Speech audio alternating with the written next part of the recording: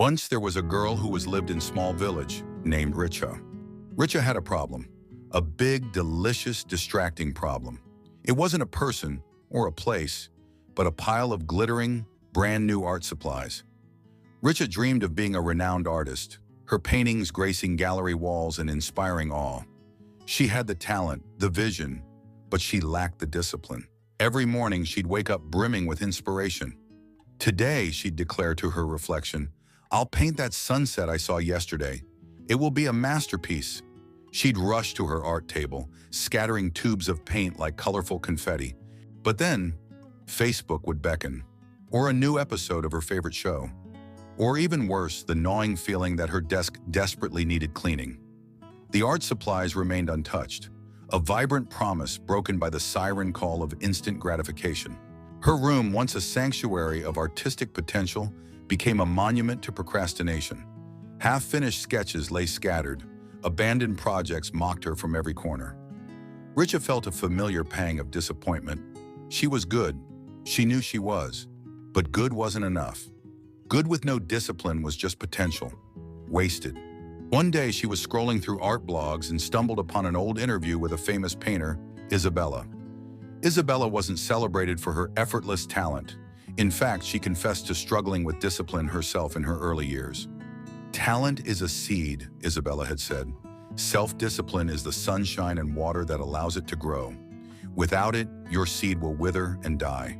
The words hit Richa like a bucket of cold water. It wasn't about being naturally gifted. It was about nurturing the gift she already possessed. She decided to try something new, a small, manageable task.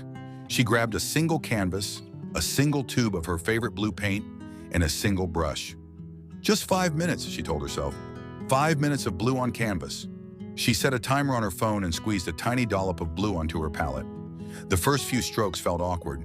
She wanted to add other colors, to create more detail. But she remembered Isabella's words.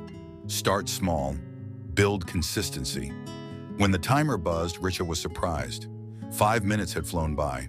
The canvas was just a wash of blue, but it was something. She hadn't been distracted. She hadn't given in to the urge to do something else. She had focused. The next day she did it again. 5 minutes of blue, and the day after that. Then she added another 5 minutes and then a third. Gradually, she started incorporating other colors, slowly building layers of complexity. She still had moments of weakness. The internet still beckoned. The desk still needed organizing. But she had built a habit, a tiny island of discipline in a sea of distractions. And on that island, her talent began to bloom. Within a few months, that initial blue canvas had transformed into a breathtaking seascape. Richa felt a sense of accomplishment she'd never experienced before. Not just pride in the painting itself, but pride in the discipline she'd cultivated to create it. Richa's journey to becoming a renowned artist was just beginning, but she had learned the most important lesson of all. Talent without discipline is a wish. Talent with discipline is a reality. And with each small, consistent step, she was walking closer and closer to her dream, fueled by the sunshine and water of self-discipline.